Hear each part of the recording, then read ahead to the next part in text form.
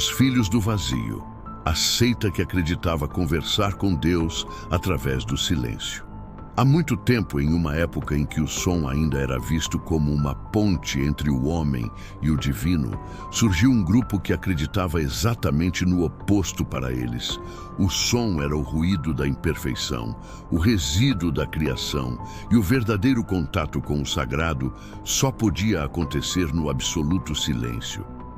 Essa crença deu origem a uma seita conhecida apenas como os Filhos do Vazio, um nome que poucas pessoas ousaram pronunciar em voz alta, pois diziam que até o ato de nomeá-los era uma profanação.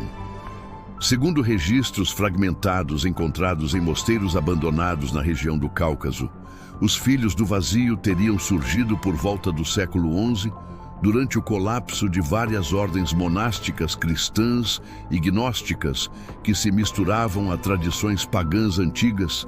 A seita acreditava que a voz humana era uma prisão para a alma e que cada palavra pronunciada prendia o espírito um pouco mais ao mundo físico por isso.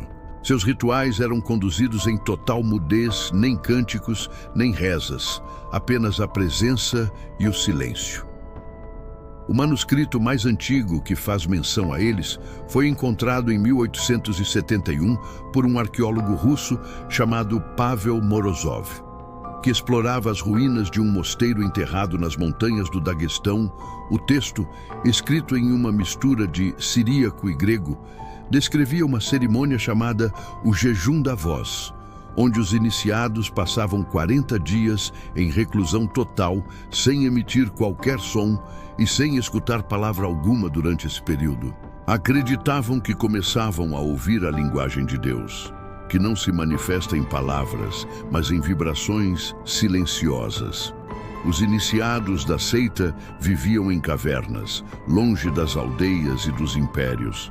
Vestiam túnicas cinzentas e raspavam as cabeças em sinal de renúncia à identidade pessoal. Cada novo membro era submetido a um ritual que consistia em olhar para o reflexo da própria face em um espelho de água, até não se reconhecer mais. Dizem que aqueles que alcançavam esse ponto entravam em um estado de transe silencioso, onde, segundo testemunhos, ouviam algo que descreviam como o eco de Deus dentro do próprio corpo. No entanto, o silêncio que eles veneravam não era um silêncio pacífico, era um silêncio que consumia lentamente a mente. Muitos que tentaram seguir o caminho dos Filhos do Vazio enlouqueceram após poucos dias isolados sem som, relatando ouvir vozes dentro de si e sussurros sem origem humana.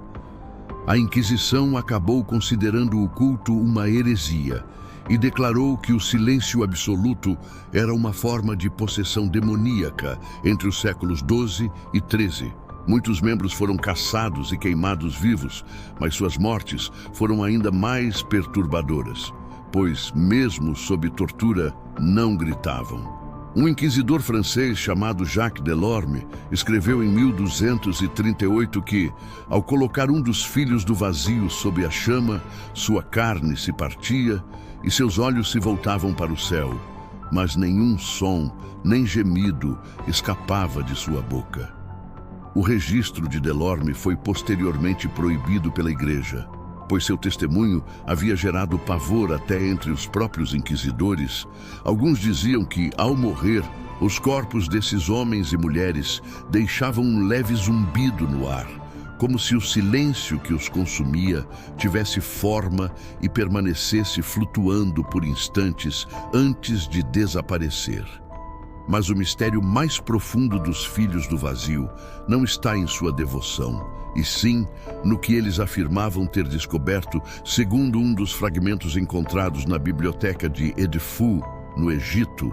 O último profeta teria revelado a seus seguidores que, após 7 dias de silêncio absoluto, é possível sentir a presença de algo que ele chamava de o testemunho, uma entidade invisível que observa e responde, não com palavras, mas com ausência de pensamento.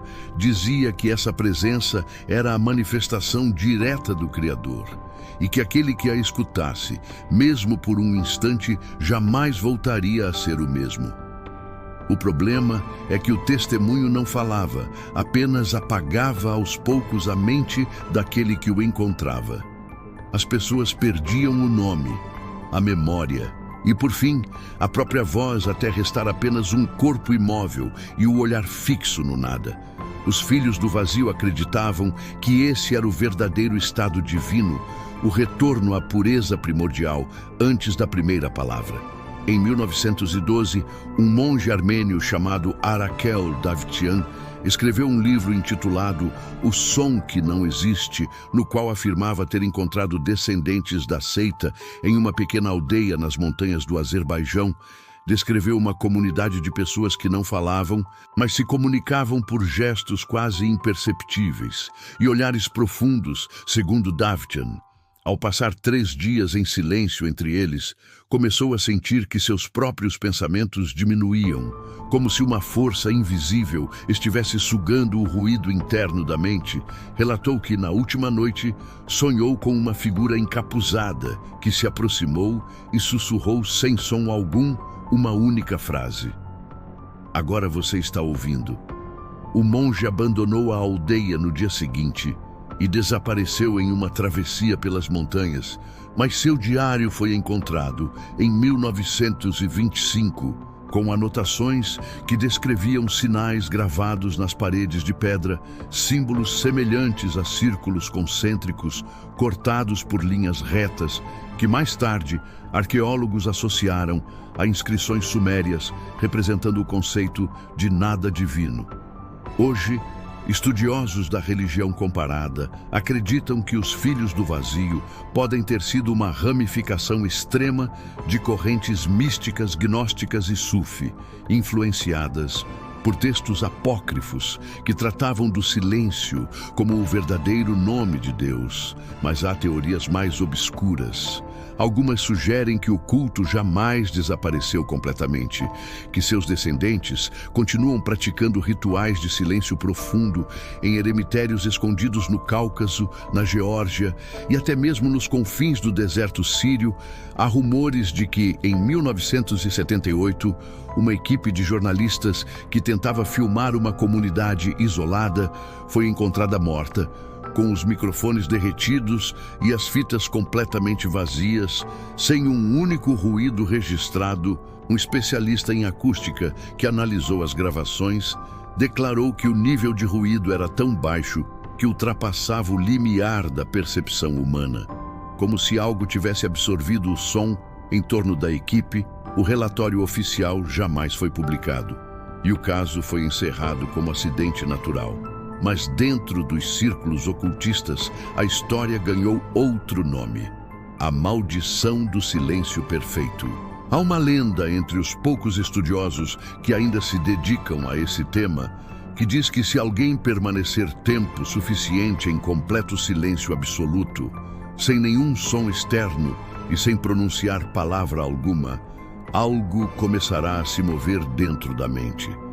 Dizem que o primeiro som que se ouve não vem de fora, mas de dentro, um eco que não é o batimento do coração, nem o sangue fluindo, mas o próprio vazio se manifestando. E quando isso acontece, quando se percebe que o vazio tem uma presença, já é tarde demais, porque nesse momento o testemunho desperta e passa a observar. O mais intrigante é que esse conceito do silêncio como entidade aparece também em textos tibetanos antigos e até em experimentos modernos de privação sensorial. Psicólogos que estudaram monges em isolamento relataram que, após longos períodos sem estímulos, os sujeitos descreviam ouvir um som que não existe, um zumbido constante, sem origem física, talvez o mesmo som que os filhos do vazio acreditavam ser a voz de Deus. Há quem diga que o último profeta nunca morreu, que após anos em silêncio, teria simplesmente deixado de existir. Dissolvendo-se no próprio vazio, os seguidores acreditavam que ele havia alcançado o estado máximo de comunhão com o divino, tornando-se parte do silêncio primordial. O desaparecimento do corpo seria apenas o sinal de que ele havia retornado ao princípio de tudo, ao nada absoluto. O que restou da seita são apenas fragmentos de pedra, manuscritos apagados e histórias sussurradas entre monges e viajantes. Mas o eco de seu credo ainda ressoa nas margens do desconhecido, uma crença que desafia a essência da humanidade, que se comunica através da palavra e que teme o vazio mais do que a morte. Talvez porque, no fundo, o silêncio seja realmente o som de algo que sempre esteve ali, esperando para ser ouvido.